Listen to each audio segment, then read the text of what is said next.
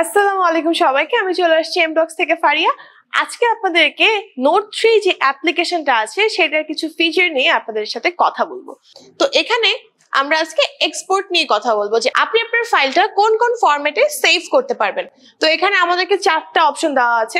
একটা হচ্ছে ইমেজ, একটা হচ্ছে ওয়ার্ড, একটা হচ্ছে পিপিটি, একটা হচ্ছে পিডিএফ।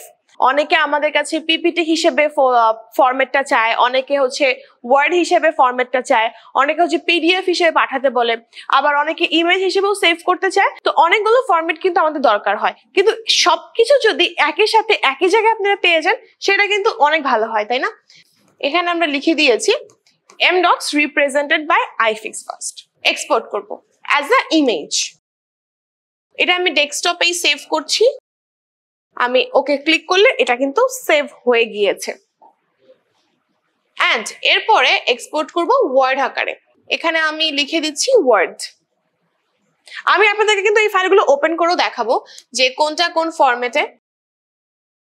ওয়ার্ড আকারেও আমি এটা সেভ করে ফেলেছি, এটা কিন্তু প্রসেসড হচ্ছে। এরপরে আমি এক্সপোর্ট করব হচ্ছে পিপিটি আকারে, এটাও আমি সেভ করে দিলাম। এরপর আমি পিডিএফ আকারে সেভ করব। এখন আমরা পিডিএফ এ সেভ করব।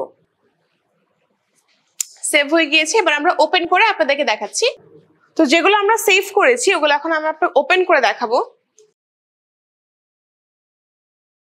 আমরা এখন দিস পিসিতে চলে যাচ্ছি, এরপরে আমরা ডেস্কটপে যাব।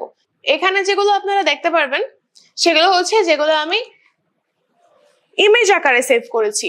এটা কিন্তু আমি আবার চাইলে নোট3 দিয়ে নিয়ে এডিটও করতে পারবো। এরপরে যেটা আমি সেভ করেছি পিডিএফ আকারে সেভ করেছি। আপনি চাইলে কিন্তু এই পিডিএফটা ওপেন করতে পারবেন।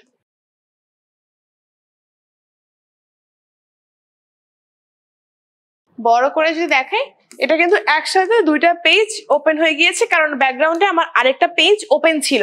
দুইটা পেজ কিন্তু একসাথে সেভ হয়ে গিয়েছে। এন্ড এখানে হচ্ছে আমি যেটা ওয়ার্ড আকারে সেভ করেছি, সেম ভাবে আপনি এই ওয়ার্ড আকারেও এটা কিন্তু ওপেন করতে পারবেন। সেভ হয়ে গেছে, দুইটা পেজ ছিল।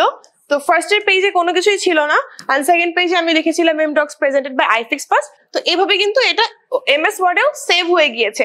তো এভাবে কিন্তু আপনি আপনার ফোল্ডারটা বা আপনার পেজটা 4টা ডিফারেন্ট ফরম্যাটে সেভ করতে পারবেন, এবং আপনার ডিফারেন্ট ডিফারেন্ট কাজে কিন্তু এটা আপনার কাজে দিবে। তো আজকের ভিডিও ছিল এই পর্যন্তই, দেখা হচ্ছে অন্য কোনো ভিডিওতে। ভালো থাকবেন, আল্লাহ হাফেজ।